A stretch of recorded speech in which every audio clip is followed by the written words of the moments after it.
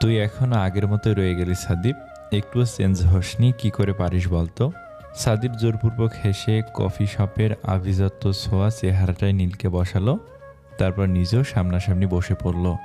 ক্ষীণ কণ্ঠে বলল, আমি কখনো চেঞ্জ হব না রে। আর আমাদের মধ্যে যাই হোক না কেন, তোকে দূরে ঠেলে দিতে পারবো না। স্টারকে নিয়ে নিজেদের মধ্যে ঝগড়া করার মানে হয় না নীল। বাট আমি এটা জানি, আজ আমার জায়গায় তুই থাকলে এত শান্ত হয়ে বসে থাকতি না, এতক্ষণে মেরে আমার মাথা ফাটিয়ে হসপিটালাইজ করতি। নীল হো হো করে হেসে ফেলে বলল, ভালোই জানিস তাহলে। আবেগী কণ্ঠে সাদীপ বলল, তোকে আমি বেশ ভালো করেই চিনি। প্রিয় মানুষদের তুই বরাবরই সবচেয়ে বেশি প্রায়োরিটি দিয়ে এসেছিস। ভালোবাসা জিনিসটার প্রতি তোর সিরিয়াসনেস অলওয়েজ মারাত্মক। আমার ভালোবাসাকে চিরতরে হারিয়ে ফেলেছি জেনেও হয়তো আমি শক্ত হয়ে সহ্য করছি এখনও। বাট তুই পারতি না, পাগলের মতো ছটফট করতি। সবার আড়ালে সবার অজানায় বুকের ভেতরে জমিয়ে রাখা ভালোবাসাকে হারিয়ে তুই শুধু পাগলই হতি না নীল, তুই মরে যেতি। সব জানি, সব বুঝি বলেই নিজে শক্ত হওয়ার চেষ্টা করছি, জানি না কতটা পারবো। সাদীপের কথাগুলো শুনে নীল অশ্রুসিক্ত হলো, ছলছলে হয়ে উঠল ক্ষণিকের চক্ষু জোড়া। বন্ধুত্বের প্রতি মর্যাদা আর নিজের প্রতি সাদীপের ভালোবাসা দেখে মুগ্ধ হলো সে। চেয়ার ছেড়ে দাঁড়িয়ে সাদীপকে টেনে বুকে জড়িয়ে নিল সে। আনন্দ সহিত কেঁদে ফেলে নীল বলল, I am proud of you Sadeep. আমি সত্যি খুব লাকি যে তোর মতো বেস্ট ফ্রেন্ড পেয়েছি। তোর আমাদের ফ্রেন্ডশিপের প্রতি অটুট বিশ্বাস, ভরসা দেখে তোর জন্য আমার রেসপেক্ট হাজার গুণ বেড়ে গেল রে ভাই। তোর ঋণ আমি কখনো শোধ করতে পারবো না। নীলের পিঠে সজোরে চাপড় মেরে উৎফুল্লতা ভরা কণ্ঠে সাদীপ বলল, শালা ইমপ্রেস করার চেষ্টা করবি না আমাকে। আর জড়িয়ে কেন ধরেছিস? দূরে থাক, আমি তোর ভাইয়ের মতো বে। কোনো উল্টাপাল্টা মতলব আতলে লাথি মারবো তোর পেছনে। নীল সাদীপকে ছেড়ে দিয়ে চোখ রাঙিয়ে বলল, হাউ ডেয়ার ইউ? তুই কি মনে করছিস আমাকে? আমাকে তোর কি মনে হয় রে? সাদীপ কুটিল হেসে বলল, প্রুভ যেহেতু পাইনি তাই অনেক কিছু মনে হতে পারে। মানুষের মতো গাধার চেয়েও অধম, জানিস না? ফাজলামি বাদ দে। ফাজলামি কখন করলাম? ওরে আমি সিরিয়াস রে। যা, তোকে 5 বছরের টাইম দিলাম, এর মধ্যে বাপ হয়ে দেখা। যদি বাপ না হতে পারিস তাহলে প্রুভ হয়ে যাবে বন্ধু তুমি আসলেই। Shut up. ফালতু মস্করা করতে খুব ভালো লাগে তাই না? এটা ফান করার টাইম। এত ইজিলি কিভাবে নিচ্ছিস তুই সবটা? তোর কষ্ট হচ্ছে না? অবাক কণ্ঠে বলল নীল। সাদীপের ঠোঁটের হাসিটাও হঠাৎ নেতিয়ে উঠল, মিলিয়ে গেল কোথাও একটা। একটা দীর্ঘশ্বাস ফেলে নীলের উদ্দেশ্যে ছেলেটা বলল, সহজভাবে না নিলে যে আমি ভালো থাকতে পারবো না নীল। আমাকে যে ভালো থাকতেই হবে, তোর থেকে বেশি ভালো থাকতে হবে। জানিস তো, শত কষ্টের মাঝেও একটা কথা ভেবে খুব বেশি আনন্দ হচ্ছে আমার, শান্তি লাগছে, স্বস্তি ভরা নিঃশ্বাস নিচ্ছি আমি। আমার এই জীবনে তোকে আমি আমার কাছে চিরকালের মতো ঋণী করতে পেরেছি বলে। আমার একটুখানি স্যাক্রিফাইসের বিনিময়ে জীবনের বাজিতে আমি জিতে গেছি। বন্ধুত্বের এই খেলায় তোকে হারিয়েছি। আমাকে তুই তোর সব কিছুতেই ভাগ দিয়েছিস। বিনিময়ে না হয় আমার 4 বছরের ভালোবাসার ভাগ হারালাম, তবে তাতে কোনো আক্ষেপ নেই ভাই। এটা আমার জীবনের খুব বড় প্রাপ্তি। তোকে হারিয়ে আমি নিজের কাছেই হিরো। আমি সাকসেসফুল, তোর কাছেও আমি মহৎ।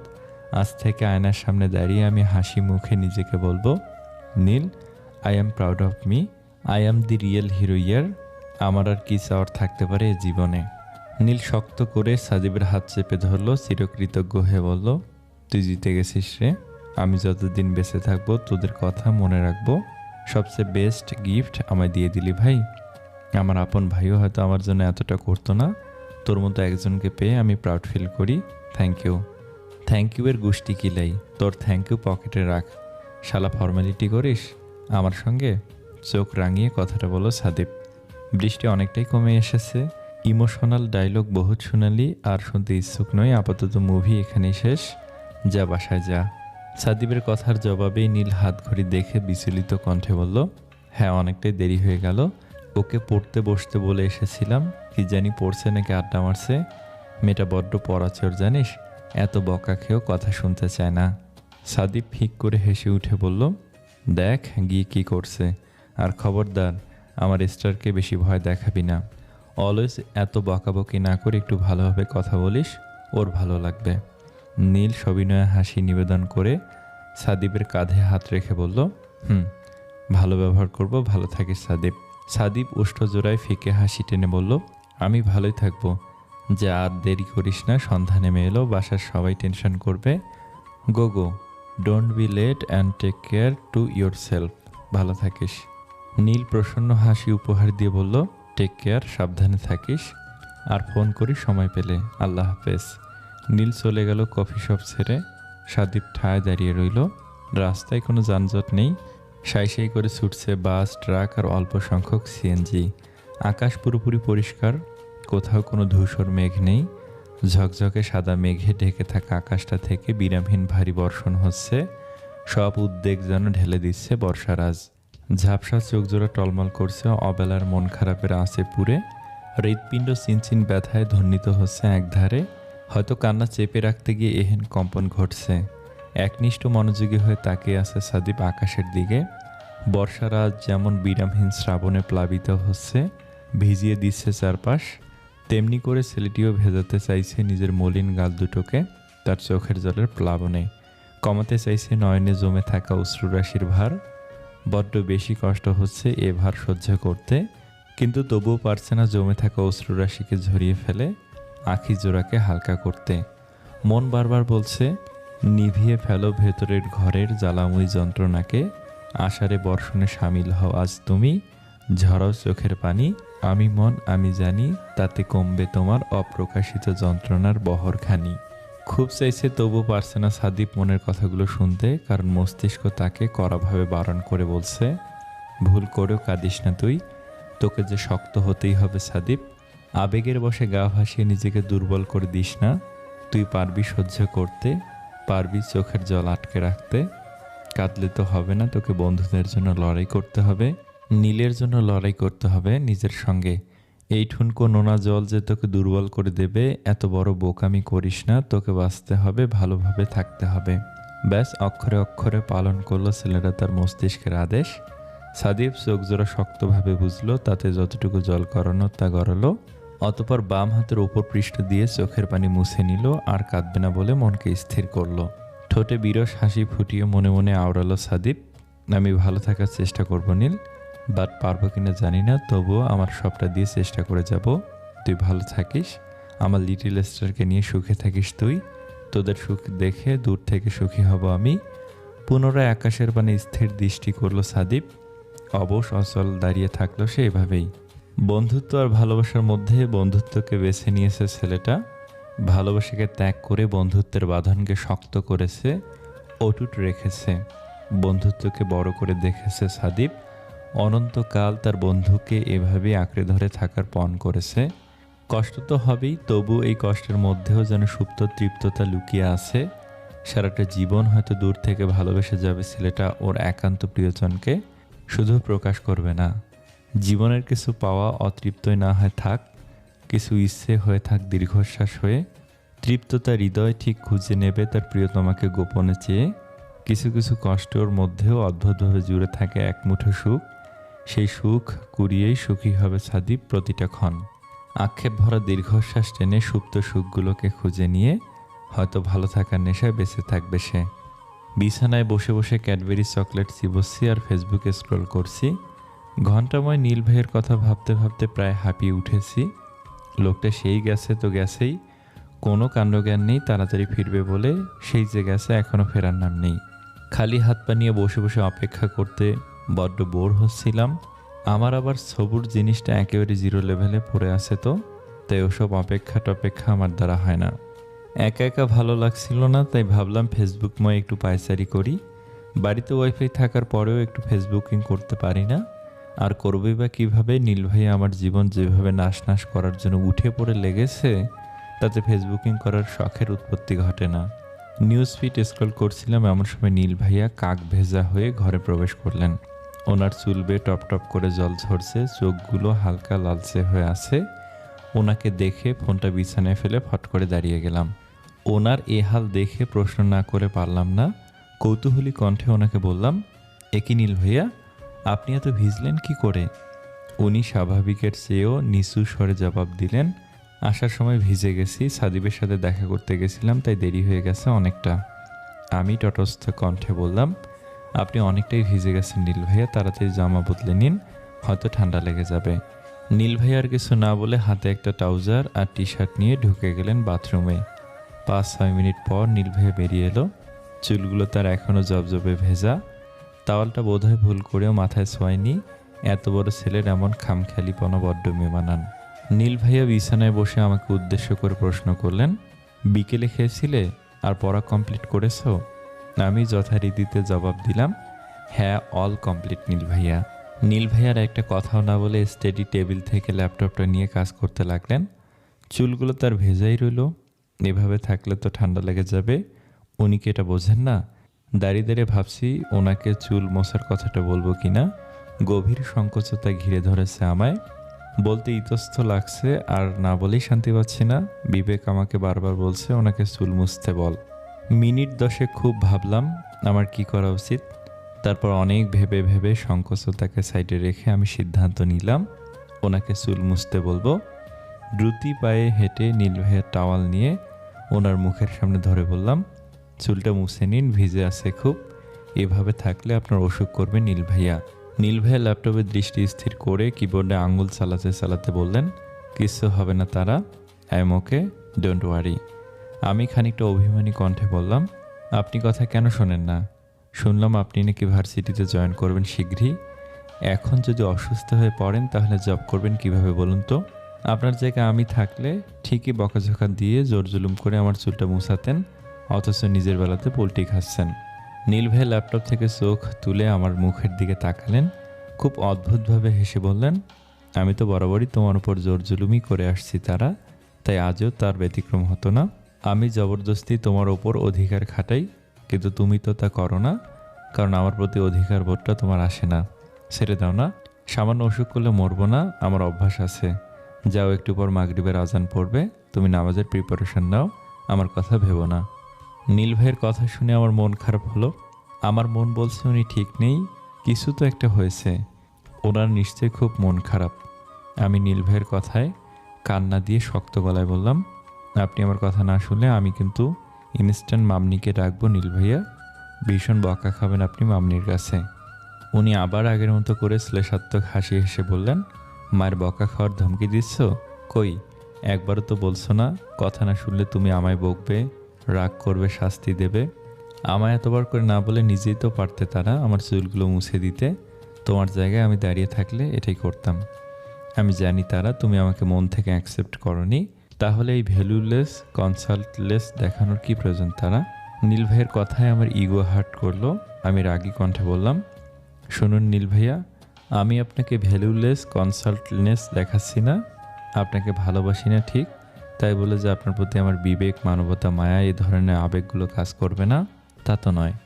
আমি একজন সুস্থ সবল মানুষ নীল ভাইয়া। আমার চোখের সামনে কেউ অসুস্থ হবে আর আমি এটা চুপচাপ দাঁড়িয়ে থেকে দেখব, তাকে হেল্প করব না? আমি দেখতে পাচ্ছি আপনার জ্বর আসা নিশ্চিত, তবুও হাত পা গুটিয়ে বসে থাকবো, আপনাকে কিছু বলবো না। আমি বিবেকহীন প্রাণী নই নীল ভাইয়া, একজন বুদ্ধিসম্পন্ন মানুষ আমি। ভেবেছিলাম আমার কথা শুনে নিজেই মাথার চুল মুছে নেবেন, কিন্তু না, আপনি একটা জেদি লোক। ভালো কথা তো আপনার কানেই যায় না। আমি এতক্ষণ আপনার মাথায় হাত লাগাইনি ঠিক, কিন্তু এখন আমায় হাত লাগাতেই হবে। আপনি বাধ্য করছেন আমায় এমনটা করতে। নীল ভাই নিষ্ক্রিয় কণ্ঠে বললেন, জোর করে কিছু করো না তারা, প্লিজ ছেড়ে দাও। কোনো রকম বাধ্যকতা বা বিবেক খাটানোর কোনো প্রয়োজনীয়তা নেই। নিজের কাজ করো, যাও। বাধ্য হয়ে আমাকে নিয়ে ভাবতে এসো না। ওনার কথা শুনে ভেতরে থাকা রাগটা দাউ দাউ করে জ্বলে উঠল। শুকনো তাওয়াল ওনার মাথায় রেখে জোরে জোরে ওনার চুলগুলো মুছে দিতে দিতে বললাম, বড্ড বেশি কথা বলেন আপনি নীল ভাইয়া, আমাকে আর রাগাইয়েন না, চুপ করে বসে থাকুন। আর একটা কথা বললে আপনার চুলগুলো টেনে টেনে ছিঁড়ে ফেরিওয়ালার কাছে বিক্রি করে দেবো বলে দিলাম। Just shut your mouth. Neel ভাইয়া বাধ্য ছেলের মতো মুখ বুজে রইলেন, আর আমিও ভালোভাবে ওনার চুলগুলো মুছে দিলাম। ওনার চুল মুছা শেষ না হতেই মাগরিবের আজান পড়ে গেল। কাজ সম্পূর্ণ করে আমরা দুজন একসাথেই নামাজ পড়লাম। তারপর সন্ধ্যা রাতে নীল ভাইয়া আমায় কিছু স্ন্যাক্স এনে দিয়ে পড়াতে লাগলেন আমায়। আমিও বায়না করে চুপচাপ পড়ে নিলাম। পড়া শেষে ঠিক রাত 10টায় সবার সাথে ডিনার করলাম আমি। নীল ভাইয়া আর খেলো না কিছু। সবাই অনেক করে বলেও ওনার জেদ টলাতে পারল না। উনি একই জেদে অটল। অজানা কারণে আমারও খেতে ইচ্ছে করছিল না, কিন্তু সবাই শুনলে তো। নীল ভাইয়ের চোখ রাঙানোতে আর বাড়ির সবাই বারবার বলাতে আমাকে সেই বাধ্য হয়ে খেতেই হলো। রাত এখন 10:45। বই খাতা গুছিয়ে বিছানা ঠিক করে ঘুমানোর প্রিপারেশন নিচ্ছি। নীল ভাই আজ আর কোনো এক্সট্রা পড়া দেয়নি, তাই আমার আগে আগে ঘুমাতে যাওয়া। বিছানা ঠিক করে নীল ভাইকে ডাকতে গেলাম। উনি প্রায় অনেকক্ষণ আগে ছাদে গিয়েছেন। ওনার এত রাত করে ছাদে যাওয়া কারণটা আমার জানা নেই। থপথপ করে হেঁটে হেঁটে আমি ছাদের উদ্দেশ্যে রওনা দিলাম। আমার পায়েলের ঝনঝন আওয়াজটা সিঁড়িময় বেজে উঠেছে ধাপ ফেলার সঙ্গে সঙ্গে। ছাদের দরজা খুলে উকি দিয়ে দেখলাম নীল ভাইয়া ছাদের এক কোণে দাঁড়িয়ে আছেন। ছাদের লাইট অফ, চাঁদের আলো ছাড়া বিশেষ কোনো আলো এখানে নেই। ভাগ্যিস জ্যোৎস্না আলোটুকু ছিল, নয়তো ঘুটঘুটে আধার রাতে রেলিং ধরে দাঁড়িয়ে থাকা নীল ভাইকে নজরে পড়তো না আমায়। আমি ধীর গতিতে হেঁটে হেঁটে নীল ভাইয়ের পেছনে গিয়ে দাঁড়ালাম। নিচু স্বরে বললাম, ঘুমাবেন না? উনি ভাঙা গলায় জবাব দিলেন, পরে। এতটুকু বলে নীরব রাজ্যে হারিয়ে গেলেন নীল ভাইয়া। আমার খুব চিন্তা হতে লাগলো। বেশি কিছু না ভেবে একরত্তি সংকোচতা নিয়ে নীল ভাইয়ের কাঁধে হাত রাখলাম। আমি চিন্তাশীল কণ্ঠে বললাম, আরে ওকে নীল ভাইয়া? নীল ভাইয়া আমার দিকে ঘুরে দাঁড়ালেন। তারপর আমার ডান হাত ধরে আগের মতোই ভাঙা গলায় বললেন, তোমাকে কিছু কথা বলবো, একটু শুনবে? আমি নীরবে মাথা নাড়ালাম। নীল ভাইয়া আবার রেলিং ধরে আগের মতো করে দাঁড়ালেন। দূরে তাকিয়ে আনমনি ভাষায় ফিসেল মন খারাপ নিয়ে বললেন, সাদিবের কথা মনে আছে তোমার? আমি জবাব দিলাম, আছে। ছোটবেলার কথাগুলো সব মনে আছে তোমার? একটু একটু। তোমার মনে আছে তারা? ছোটবেলায় তুমি যখন সাদিবের সাথে খেলতে, তখন আমি তোমার উপর রাগ করতাম, বকতাম, তোমাকে মারতাম। Have you remember? আমি এবার আর কোনো জবাব দিলাম না। নীল ভাইয়াও প্রায় 3-4 মিনিট কাটিয়ে দিলেন থমথমে নিস্তব্ধতায়। আচ্ছা তারা, তোমার কি মনে হয় কেন বিয়ে করেছি তোমায়? শুধুই কি তোমার নেশায় পড়ে? আমি অবাক চোখে তাকালাম নীল ভাইয়ার দিকে। মৃদু চাঁদোয়া আলোয় নীল ভাইয়ার ফ্যাকাশে মুখটা জ্বলজ্বল করছে। খুব মনোযোগ দিয়ে ওনাকে পর্যবেক্ষণ করে দেখলাম ওনার চোখ জোড়া স্বাভাবিক নেই, খানিক লালচে ধূসর বর্ণের হয়ে আছে। হঠাৎ এমন কেন হয়ে গেলেন উনি? ব্যাপার কি বুঝতে পারছি না। কি বলবো বুঝতে না পারে চুপ করে থাকলাম। নীল ভাইয়া আমায় ভরাট কণ্ঠে বললেন, আমি তোমাকে এমনি এমনি বিয়ে করিনি তারা, এর পেছনে একটা অনেক বড় রিজন ছিল। আমি বিভ্রান্তিতে পড়ে গেলাম। ভুরু কুচিয়ে প্রশ্ন ছুড়লাম, আমি আপনার কথা ঠিকমতো বুঝতে পারছি না নীল ভাইয়া। নীল ভাইয়া কাতর স্বরে বললেন, আমি বালুচরে ফেসে গিয়েছিলাম জানো তো। আমার ভালোবাসা অনেক বড় রিস্কে পড়ে গিয়েছিল। অ্যাট এনি কাস্ট আমার ভালোবাসাকে আমায় বাঁচাতে হতো, তাই উপায় না পেয়ে দেশে ফিরেই তোমাকে বিয়ে করেছি আমি। আমি তোমাকে ফোর্স করতে চাইনি তারা, বাট পরিস্থিতির প্রেসারে পড়ে শেষ পর্যন্ত তোমায় ফোর্স করেছি।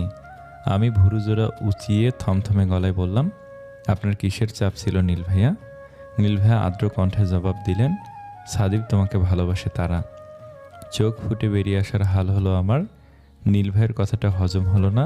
চরকির মতো যেন মাথার চারপাশে ঘুরছে বাক্যটা। আমি এত বেশি আশ্চর্যিত হলাম যে প্রশ্ন না করে থাকতে পারলাম না। আর ইউ সিরিয়াসলি নীল ভাইয়া? আপনি আদৌ কি ঠিক বলছেন? কোথাও কোনো ভুল হচ্ছে না তো? সাদিব ভাইয়া? না নীল ভাইয়া, আই ডোন্ট বিলিভ ইট। নীল ভাইয়া আমার দিকে পূর্ণ দৃষ্টি নিক্ষেপ করলেন। তটস্থ কণ্ঠে বললেন, আমি সব জানি তারা। আমার চেয়ে ভালো সাদিবকে কেউ চেনে না। 4 বছর আগে হঠাৎ একদিন সাদিব আমাকে ইনবক্সে তোমার স্কুল পড়ার ড্রেস ফটো দিয়ে বলল, চিনতে পারছি সেটাকে? আমি অনেকক্ষণ তোমার ছবিটার দিকে তাকিয়েছিলাম। নীল সাদা স্কুল ড্রেস পরে কাঁধে স্কুল ব্যাগ নিয়ে কোচিংয়ের সামনে ঠোঁট ফুলিয়ে দাঁড়িয়ে আসো। ঠোঁট ফুলিয়ে রাখার কারণটা আমি এখনও জানি না, তবে সেদিন তোমাকে দেখতে মারাত্মক কিউট লাগছিল। চুলগুলো উঁচু ঝুটি করা, কপালে ছোট ছোট চুল, সারা মুখে বিরক্তির ছাপ, আর ফুলিয়ে রাখা গোলাপি গোলাপি ঠোঁট। জানো তারা, একটা মেয়ে ধবধবে সাদা ফর্সা হলেই যে তাকে মায়াবী দেখতে লাগে বা খুব মিষ্টি দেখতে, এমনটা কিন্তু মোটেও না। সৌন্দর্য জিনিসটা সবার চোখে মানানসই নয়। চাকচিক্যতার সৌন্দর্য সকলকেই আকর্ষণ করে, তবে যারা আসল সৌন্দর্য কি বোঝার ক্ষমতা রাখে তারা জানে প্রকৃত আকর্ষণ প্রকৃতিতেই আছে, তা কোনো কৃত্রিম বস্তুতে নেই। ধবধবে ফর্সা বা দুধে হালতা বর্ণের মেয়েদের আমরা দুজনই পছন্দ করি না। একটা মজার ব্যাপার কি জানো? সাদিপ আর আমার পছন্দ অপছন্দ অবিকল এক। টুইন ব্রাদারের মতো আমরা দুই বন্ধু। সব কিছু একরকম পড়তাম, একসাথে ঘুমাতাম, ট্যালেন্টও প্রায় এক ছিল। জানো তারা, সাদিপ আমার খুব ক্লোজ ফ্রেন্ড। আমার প্রিয় জিনিসগুলো কেন জানি ওরও পছন্দ হয়ে যেত, যেমন তোমাকে হয়েছিল। সেদিন সাদিবের কাছে তোমার ছবি দেখে আমি ভীষণ ভীষণ অবাক হয়েছিলাম। তারপর ওর প্রশ্নের জবাবে আমি বললাম, তুই কোথায় পেলি তারার ছবি? সাদীপ রিপ্লাই দিল, 3 দিন আগে বাড়িতে গেছিলাম বাবা অসুস্থ তাই দেখা করতে। ওখানে গিয়ে সাহেব বাজার নেমেছিলাম আমার এক কাজিনের বাসায় ঘুরতে যাওয়ার উদ্দেশ্যে। আমার আন্টিদের বাসার পাশেই ছিল কোচিং সেন্টার। যেতে যেতে হঠাৎ আমার চোখ আটকে গেল কোচিং সেন্টারের গেটের সামনে দাঁড়িয়ে থাকা একটা মেয়ের দিকে। ভালো করে অনেকক্ষণ দাঁড়িয়ে থাকার পর বুঝলাম ওটা আমাদের লিটিল স্টার, শুধু সামান্য একটু বড় হয়ে গেছে। বড় হওয়ার সাথে সাথে পিসিটার কিউটনেস ডাবল হয়ে গেছে Neel. Believe me, I am crash on her. সাদিবের কথা আজও স্পষ্ট মনে আছে আমার। ওর কথা শুনে এক মুহূর্তের জন্য আমার নিঃশ্বাস আটকে গেছিল, ভয়ে আটকে উঠেছিল বুকের ভেতরটা। সাদিব আমায় জানালো 4-5 বছর পর এখানে এসে তোমার বাসায় বিয়ের প্রপোজাল দেবে।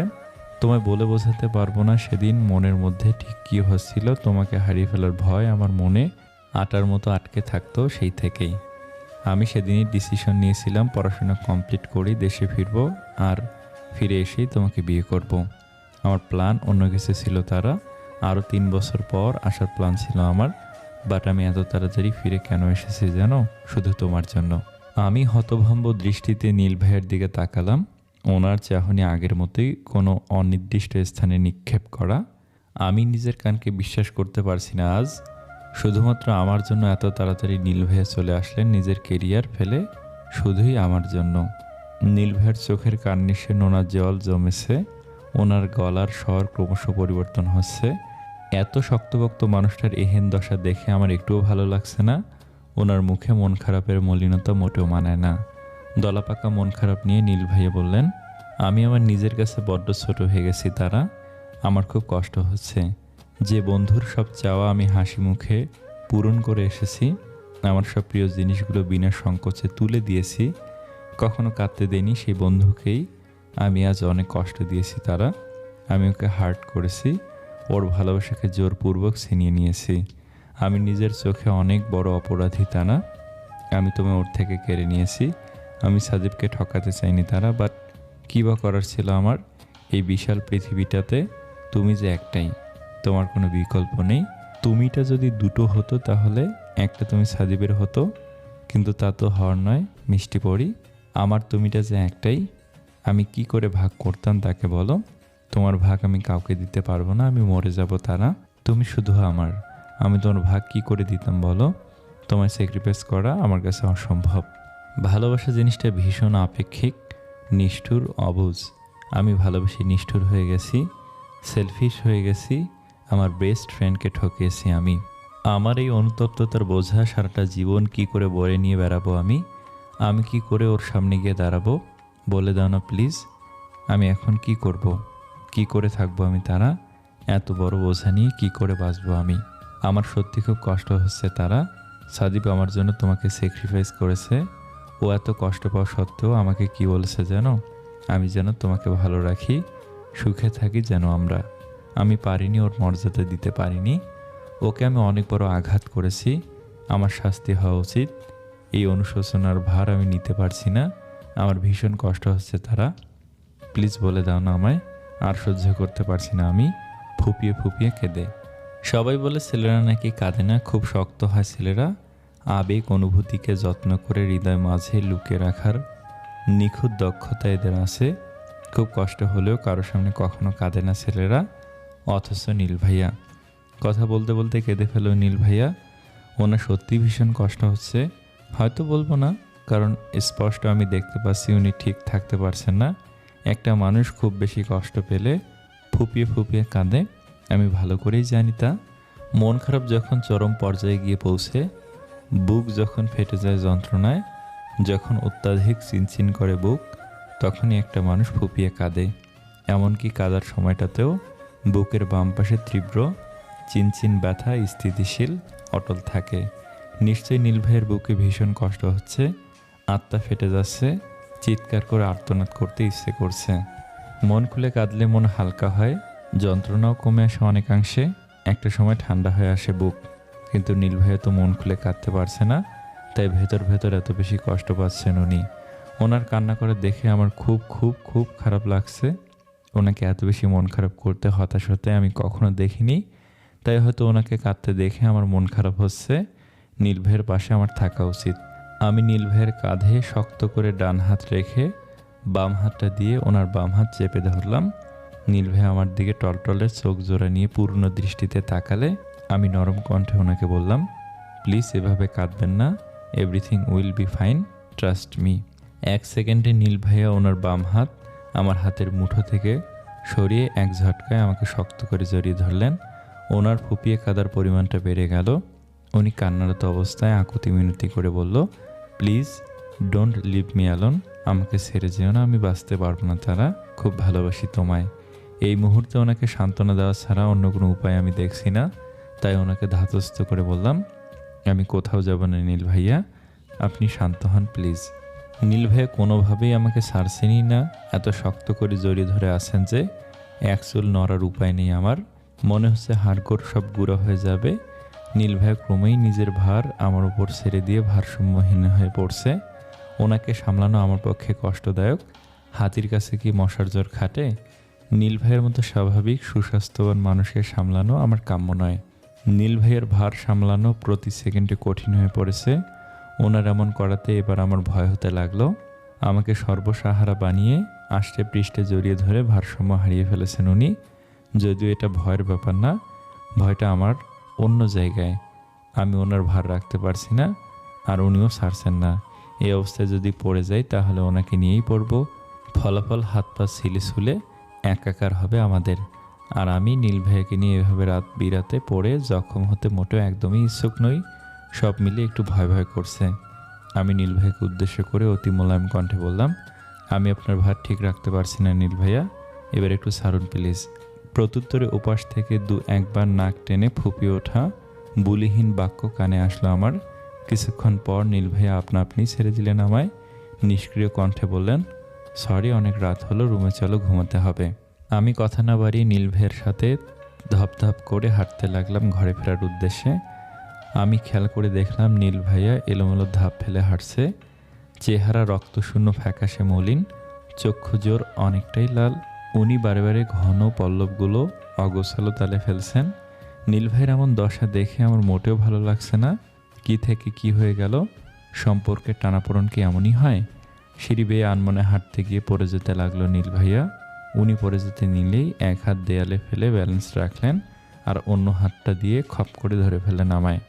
একটু রাগী সুরে ঝাঁঝালো বাক্য ছুড়ে দিলাম, দেখে হাঁটবেন তো নাকি? এখনই পড়ে যাচ্ছিলেন, পড়ে গেলে কী হতো জানেন? নীল ভাইয়া উত্তর না দিয়ে আগের অনুসারে মাথা নিচু করে হাঁটতে লাগলেন। তাতে আমার বেশ রাগ হলো। খপ করে নীল ভাইয়ের হাত চেপে ধরে হাঁটতে থাকলাম। উনি একটুখানি অবাক হলেন, তারপর আবার মাথা নিচু করে হেঁটে হেঁটে চলে এলেন ঘরে। আর একটা কথা না বলে স্ট্রেট এসে শুয়ে পড়লেন নীল ভাইয়া। আমি আলো নিভিয়ে সবুজ রঙের ডিম লাইট জ্বালিয়ে প্রতিদিনের মতো নির্ধারিত বিছানার দক্ষিণ পাশটায় শুয়ে পড়লাম। সাদা পর্দার আড়াল থেকে চাঁদ ও আকাশের আলো উকি দিচ্ছে ঘরের এক কোণে। আফসা আলোতে সবকিছু স্পষ্ট দৃশ্যমান। রুটির মতো গোলাকার চাঁদটাকে দেখতে দেখতে চোখ ভরে এলো আমার। এতদিন জানতাম বাস্তবতা কঠিন, কিন্তু বাস্তবতা যে আকস্মিক, বেদনাদায়ক, এতটা অনপেক্ষিক, তার ধারণা আমার 18 বছর জীবনে কখনো হয়নি। নিজেকে আমার নিজের কাছে অপরাধী মনে হচ্ছে। কখনো কল্পনাতেও ভাবিনি আমার জন্য কারো বন্ধুত্বে আজ আসবে, আমার জন্য কাউকে কাঁদতে হবে, বন্ধুত্বের মধ্যে টানাপোড়েন আসবে। নিজের অজান্তে কত বড় অপরাধ করেছি, আমার জন্য আজ ওদের এই দশা। হয়তো ওদের ফ্রেন্ডশিপটাই আর থাকবে না।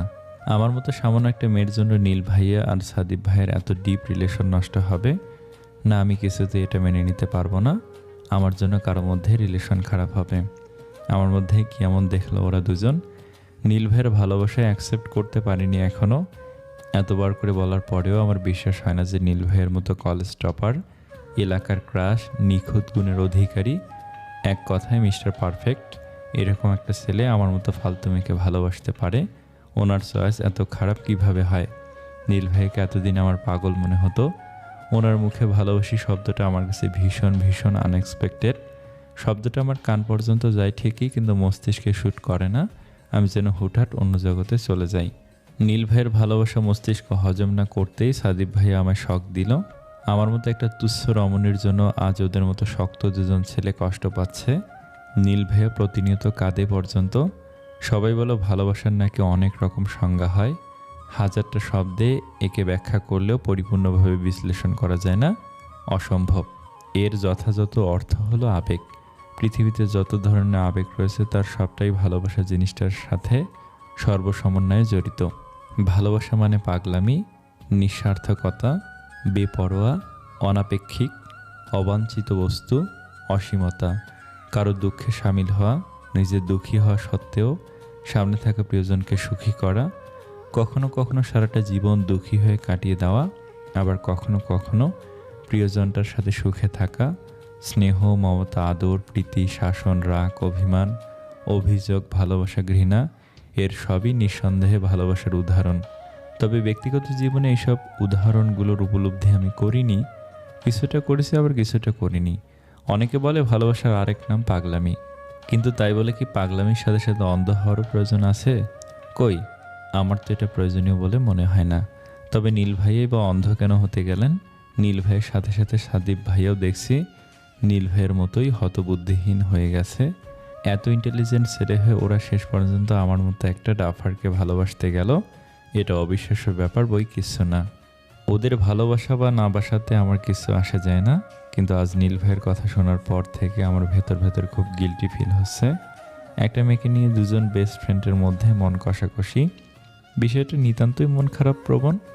আমি তো কখনো এমন চাইনি, তবুও কেন? যদিও ওদের ফ্রেন্ডশিপ নষ্ট না হয় তবুও তো একটা দোটানা থেকেই যায়। কি করে স্বাভাবিক হবে ওরা? আর আমি বা কী করে সাদীপ ভাইয়ের সামনে যাব? আমাকে দেখলে নিশ্চয়ই সাদীপ ভাইয়ের কষ্ট হবে, আর আমিও চরম অপ্রীতিকর পরিস্থিতিতে পড়ে যাব। এটা কি হয়ে গেল? তিনটা জীবনের একজন থার্ড পারসন হয়ে আমি ওদের মাঝে ঢুকে পড়েছি। কি করে কমাবো আমার অনুতপ্ততা? আমার চোখ থেকে কয়েক ফোঁটা পানি গড়িয়ে বালিশে পড়লো।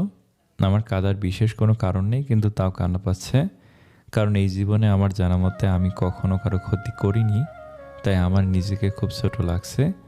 জেনে হোক বা অজেনায়, আপাত দৃষ্টিতে দেখলে আমি, কারণ বন্ধুত্বের মধ্যকার টানাপোড়েনের নানান কথা ভেবে ভেবে চোখ ভেজানো মন খারাপ নিয়ে বেশ কিছুক্ষণ অবশ অনল শুয়ে রইলাম চোখ বুঝে, যদি ঘুম এসে যায় সেই আশায়। আকস্মিক আমি ফিল করলাম কেউ আমায় পেছন থেকে জড়িয়ে ধরেছে। আমি ভালো করেই জানি এটা নীল ভাইয়া ছাড়া কেউ না, তাই কোনো রকম রিয়েক্ট ছাড়াই চুপটি করে শুয়ে রইলাম।